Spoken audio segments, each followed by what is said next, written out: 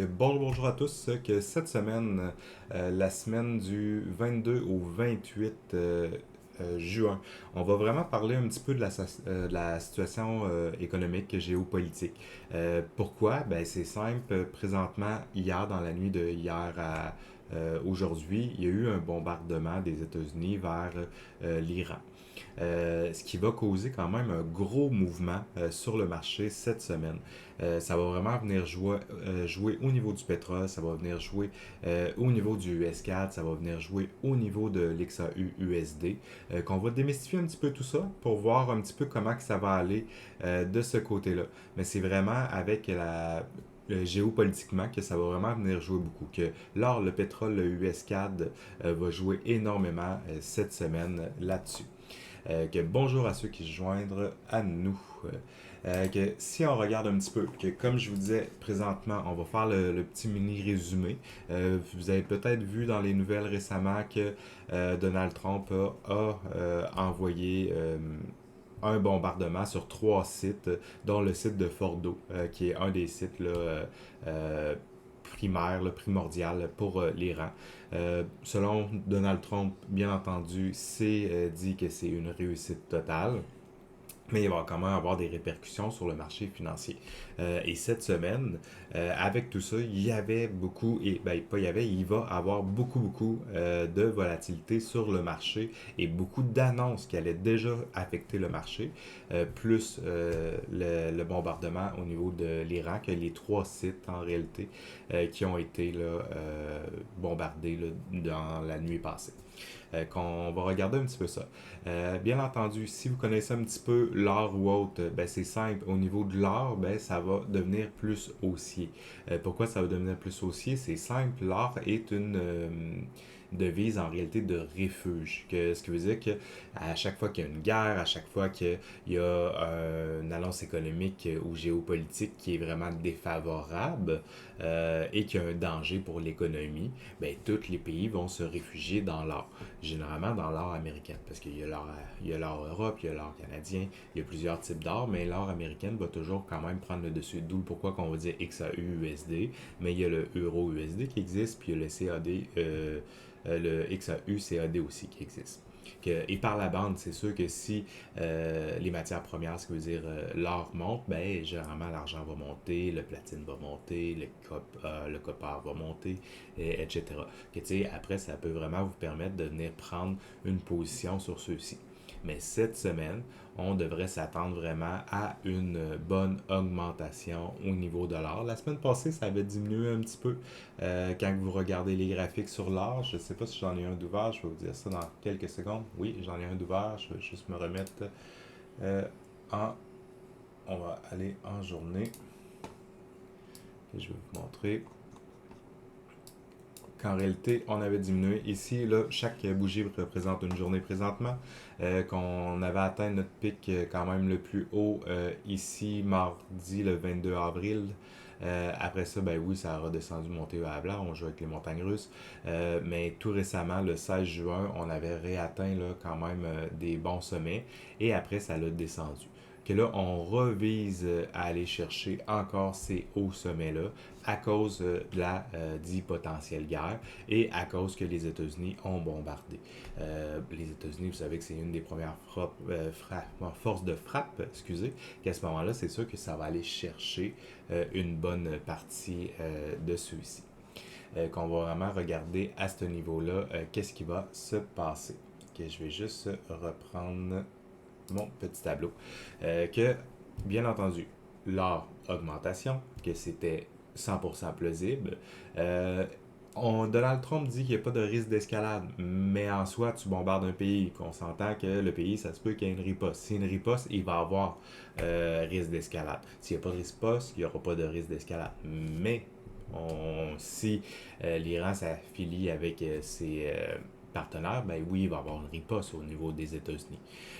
On va le voir un petit peu plus loin au niveau de l'USCAD, mais l'USCAD en réalité va être légèrement en augmentation à pas pantoute et à pouf, catastrophe s'il y a une riposte. Donc, ça, on va voir ça là, sous peu. D'où le pourquoi qu'il y a beaucoup de positions là, sur le US4 qui ont été fermées avant vendredi parce qu'il y avait déjà beaucoup de tensions, on ne savait pas qu'est-ce qui allait se passer ou autre. Et finalement, ben, on ne pouvait pas s'attendre que ça allait se passer en fin de semaine, mais ils ont décidé là, dans la nuit de hier à aujourd'hui de bombarder. Mais bonne nouvelle pour l'or, les matières premières et le pétrole surtout. Bon, le US-CAD, ben, vous savez que le US-CAD, on dit aussi que c'est une devise de refuge, mais là, c'est nous qui causons, ben, nous, les États-Unis, on s'entend, nous, on est Canadiens, on est intelligents. C'est nous qui causons en réalité la problématique. Que c'est une monnaie de refuge, mais en même temps, vu qu'on cause la problématique, ça devient un petit peu ambigu d'analyser cette situation-là. Pourquoi ça devient ambigu? C'est simple, c'est que les États-Unis, bon, c'est quand même eux qui ont le plus gros marché. Le Canada, on est juste un petit suiveux, puis ça va rester de même en soi. Mais si on regarde ça, par contre, le Canada, ben, quand que le dollar, pas quand que le dollar, mais quand que le pétrole augmente, la devise canadienne aussi augmente sensiblement et va en même sens. Mais si on prend la devise américaine contre la devise canadienne, que le US contre le CAD, ben, si vous regardez ça, euh, ça va comme stagner parce que là, on sait que l'or va augmenter, on sait que le pétrole va augmenter parce que l'Iran est un fournisseur majeur au niveau du pétrole. On vient de le bombarder, qu'à ce moment-là, ça va augmenter énormément au niveau du pétrole, que le pétrole, ben, c'est simple, ça va être en achat. Mais quand le pétrole augmente, généralement, le Canada aussi a réussi à augmenter parce qu'on est un bon exportateur et tout et tout. Et là, ben, vu que c'est les États-Unis, on s'entend que les États-Unis, Iran, ne pensent plus vraiment que le pétrole, ça va pas se faire au Canada, que ça va aider énormément à notre économie canadienne. Puis, vu que c'est les États-Unis, mais comme on disait, c'est une monnaie de refuge généralement, mais là, c'est eux qui causent, que c'est pour ça qu'on dit légèrement haussier à stagnant, là, ce qui veut dire consolidation. Puis s'il y a une riposte, ben, on va être vraiment baissier là, au niveau du US, que US CAD ou autre. Que, si vous prenez le US, des fois, il faut démêler un petit peu les choses, que le US va être légèrement haussier à stagnant, à shot là, en baissier.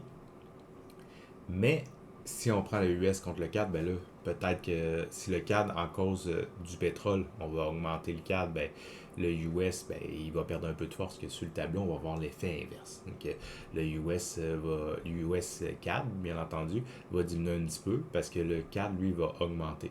Et à l'inverse, euro USD, ben là, le euro va augmenter. Le euro, c'est pas mêlé de cette guerre-là. Puis le USD, ben lui, il va diminuer. Que l'euro va prendre la force. Qu'est-ce qui veut dire? Généralement, s'il y a une riposte, position en achat sur le euro USD, position en vente sur le US4. Que s'il y a une riposte. Okay. C'est vraiment comme ça que vous devriez voir les choses à ce niveau-là. Par la suite, si on continue, ben, le petit menu résumé que je vous disais, ben, le XAUUSD hausse fortement. C'est vraiment qu'est-ce qui devrait se passer, à moins qu'il y ait autre chose qui arrive et qu'on ne soit pas au courant. Mais généralement, fortement aussi.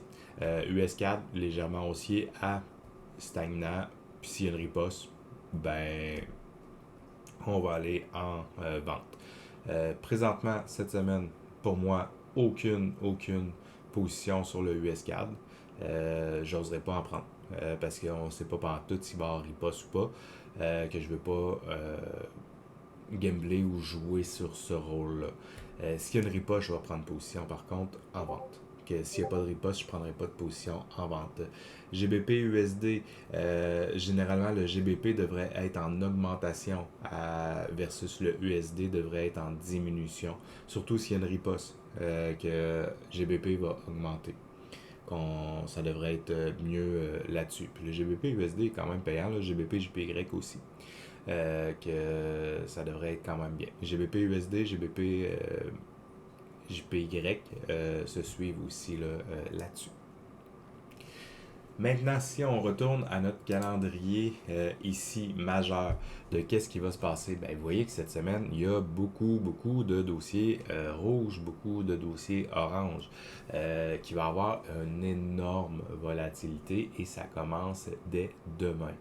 Demain, Euro se positionne à plusieurs positions. Après ça, à 9h45, il va y avoir les annonces économiques du dollar américain. Sauf qu'à 8h30, à l'ouverture des marchés officiels, on va avoir quand même un mouvement en cause de ce qui s'est passé en fin de semaine. Mais le vrai mouvement devrait être à 9h45/10h pour vraiment voir là, comment que ça va aller sur le marché pour le US. Après ça, ben, vous avez le cadre puis tout ça. Que, tu sais, si je prends position, mais ça me surprendrait, ça risque plus d'être généralement mardi pour prendre position sur mon US. Puis ça serait après 10h que 10h, 10h15. Là, si je prendrais position, ça serait plus au niveau de mardi. On va le voir dans le PDF que j'ai construit ce matin. Par la suite, ben, jeudi, vendredi, ben, mercredi, il y a une nouvelle à 10h, mais c'est M. Powell. On va pouvoir le voir tantôt. Jeudi, ben, il y a encore une nouvelle à 8h30. Ça devrait bouger plus. Vendredi, il y a encore une nouvelle, mais ici, on ne sait pas trop qu'est-ce qui va se passer. Qu'on va voir ça là-dessus. Événement majeur, lundi le 23, que c'est simple en réalité. La PMI, que la manufacturier, que Euro, GBP, USD. Puis le service, que même chose, Euro, GBP, USD. C'est trois zones économiques. Ce qui veut dire les Royaumes-Unis, les États-Unis et l'euro qui sont réunis ensemble. L'impact prévu, ben, la direction est pas claire, qu'on ne sait pas trop qu'est-ce qui va se passer, que c'est dur à dire. Puis en plus, avec qu'est-ce qui vient de se passer en fin de semaine, c'est dur à dire.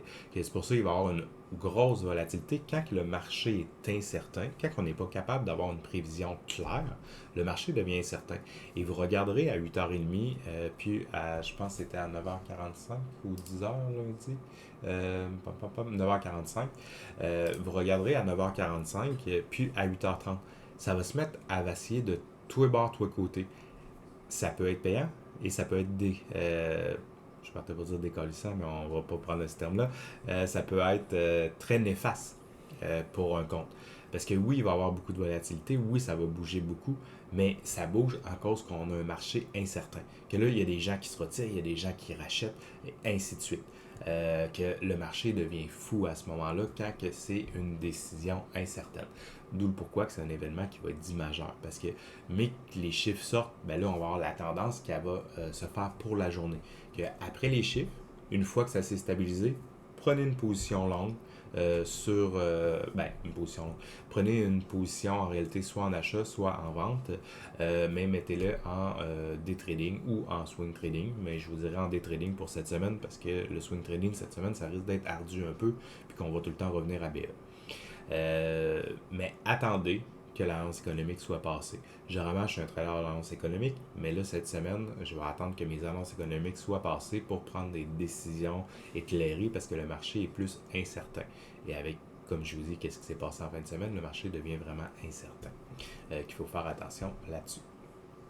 Mardi, ben, c'est le Canada, qui est notre ami canadien. Si vous vous souvenez bien, je vous l'ai montré ici, que Canada. Que plein de belles petites choses pour le Canada. Qu'on va vraiment avoir là une façon de voir pour le Canada, que la confiance des consommateurs, les prévisions, est-ce que le Canada va bien, est-ce que le Canada va pas bien, est-ce que notre pétrole, l'importation et tout va faire augmenter, généralement oui en passant, on devrait tout voir ça mardi sur les marchés financiers pour le Canada. Par la suite, ben, mercredi, c'est la suite du témoignage de M. Powell. Là. C'est la seule chose que c'est mercredi qu'il va avoir un impact, M. Powell. Vous commencez à connaître un petit peu M. Powell et tout. Que mercredi, il va avoir un impact sur le marché financier à la fin de son discours. ou vers la fin de son discours. Que si je ne me trompe pas, mercredi, on était à 10h, que 10h, 10h10, 10h15, vous devriez avoir là, l'impact. Que cette semaine, pas tout est à 8h30, 9h45, 10h, que c'est à faire attention, ça change un petit peu la donne au niveau de notre trading, surtout si vous tradez sur des mouvements, que ça va être à faire attention là-dessus. Puis ou sinon, ben, la suite du témoignage de M. Powell, en réalité, c'est sur l'impact potentiel sur les anticipations politiques et monétaires de la Fed. Parce que vous savez que la Fed elle refuse présentement de diminuer les taux, même si Donald Trump met beaucoup de pression et tout, que c'est là-dessus, mais ça donne en réalité un 10$ haussier. Parce que la Fed soutient que l'économie est capable d'absorber et est capable d'aller de l'avant en gardant le taux élevé. Qu'on regarde ça, mais eux continuent toujours à garder leurs moyens et dire qu'on on change pas la donnée. Qu'on va voir qu'est-ce que M. Powell fait, mais il tient tête à M. Trump. Par la suite, jeudi le 26, c'est au niveau du USCAD, que là, il y a quand même plusieurs petites annonces pour lui. La PIB, en réalité, on attend 1,4%. Ça va être inchangé par rapport de l'estimation du mois passé, que ça ne devrait pas trop bouger, on ne devrait pas trop s'en plaindre. Les corps, un petit peu plus faibles, qu'est-ce qui était prévu, que ça devrait être stable, ça devrait pas trop bouger. Quoique là, avec ce qui s'est passé, ça se peut que les prévisions changent. Ça se peut que demain, j'ai pris un screenshot en réalité de Forex Factory. J'utilise Forex Factory, mais ça se peut que demain, les chiffres dans Forex Factory changent. Ça se peut que les mathématiciens, les statisticiens changent toutes les prévisions. S'ils changent les prévisions, ben ça change notre trading aussi. Que des fois, je fais une analyse sur la semaine, mais quand il arrive une annonce géopolitique, comme là, une stratégie géopolitique, ça peut changer les statistiques au niveau du Forex Factory et partout, bien entendu. Il n'y a pas juste Forex Factory, là, il y a Investing et tout. Que ça peut les changer. Que c'est important de toujours quand même les regarder à chaque jour pour être sûr qu'on garde la donne là-dessus. Après ça, le reste, oui, c'est chargé, mais on reste d'être modéré à faible pour cette journée-là. S'il n'y a pas de riposte avant ça, on va voir. Vendredi, c'est correct. Il n'y a pas. J'ai rien à dire là-dessus. Il ne se passera pas grand-chose. C'est le sentiment des consommateurs et tout. C'est inchangé. Les consommateurs pensent la même chose qu'ils pensaient la même chose du mois passé. Qu'il n'y a rien qui va changer au niveau de ça qui devrait affecter vraiment notre trading là, pour cette semaine. À part si cette semaine les consommateurs, si mettons on entend aux nouvelles que l'Iran veut riposter et tout, ben là oui il va y avoir une crainte au niveau des consommateurs que là ça va devenir, ça va changer. Puis là il va y avoir un US descend.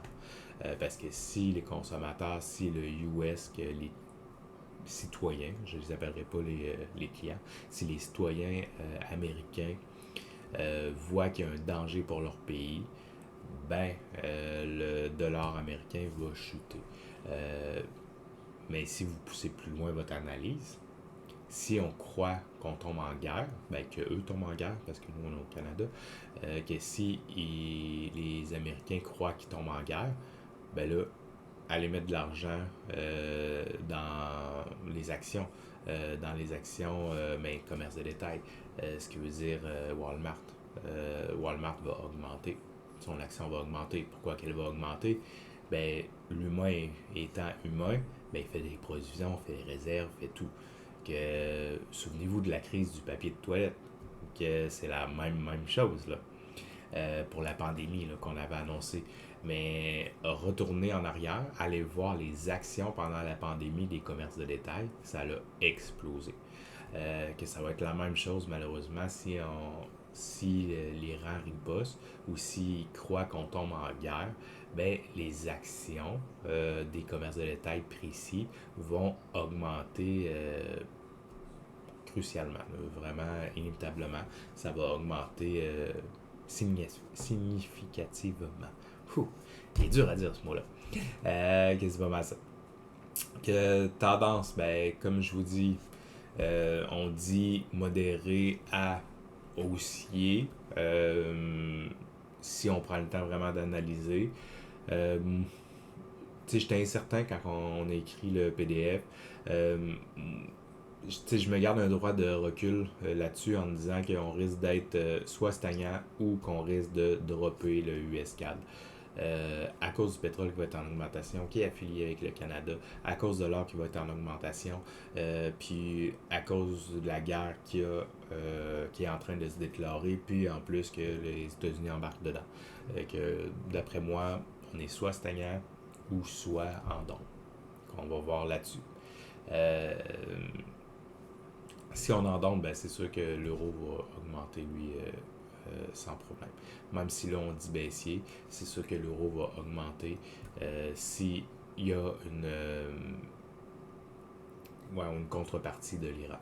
Présentement, ma deuxième partie ici est basée juste sur Forex Factory, qu'on dit baissier. S'il y a une contrepartie, c'est aussi. C'est pour ça que cette semaine, pour les symboles, les devises, quand on dit devises, on dit USCAD, euro, ça c'est les devises. Quand on dit les matières premières, que l'or, le pétrole, c'est les matières premières. Quand on dit les actions, ben, c'est Tesla, Amazon et tout. Ça c'est basé sur cette semaine et non sur qu'est-ce qui se passe dans l'actualité. Que c'est toujours deux choses, que c'est important de faire la différence. Euh, mais, somme toute, le US serait légèrement haussier à stagnant. L'euro serait légèrement baissé à stagnant.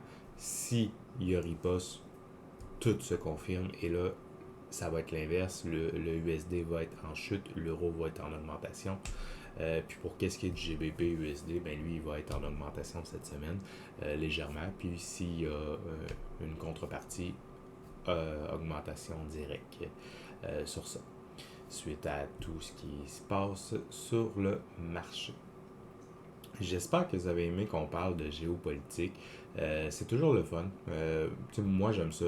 Écrivez-moi là en commentaire si vous aimez ça. Ça nous permet de voir un petit peu c'est quoi les impacts, c'est quoi qui va se passer un petit peu sur le marché. Puis commencer à faire des relations avec votre trading. C'est ça qui est hyper important. Parce que on peut, là, vous commencez à savoir que quand le DXY, l'indice du dollar américain, descend, ben, l'or monte, ainsi de suite. Que c'est un petit peu la même chose. Mais tu sais, s'il y a une guerre, le pétrole coûte plus cher. Si le pétrole coûte plus cher, ben, vous l'achetez. Après ça, ben, le pétrole avec le Canada, ben, généralement, ça va être favorable pour le Canada. Que tu sais, c'est commencer à faire des interactions, des corrélations avec toutes les annonces économiques et tout ce qui se passe politiquement. Je vous dis pas de suivre la politique H24 parce que personnellement, je le fais pas. Je vais suivre les grandes nouvelles et non les micro-nouvelles. Ça m'intéresse pas, puis j'ai pas de temps à perdre à lire les micro-nouvelles. Mais les grandes nouvelles, je vais les suivre, puis ça va m'intéresser vraiment plus là-dessus. Que c'est pas mal ça que j'avais à dire pour aujourd'hui.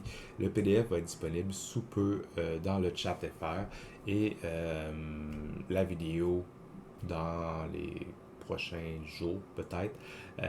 Ça va dépendre là, quand est-ce que Jessica va avoir le temps de publier la vidéo. Que sur ça, ben, je vais vous souhaiter une excellente journée. Profitez-en. Puis regardez vos positions à l'ouverture. Hyper important. J'ai hâte de voir ça. Jess, aurais-tu 2 minutes? Oui, on va se parler après. Un gros merci à vous et bonne journée.